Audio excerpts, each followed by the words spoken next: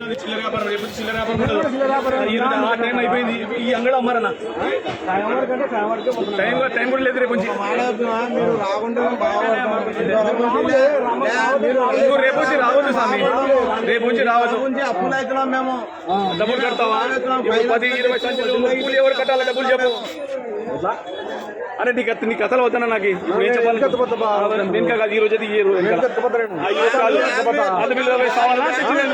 ఎందుకు తెచ్చినావు? మళ్ళీ ఎందుకు తెచ్చినావు?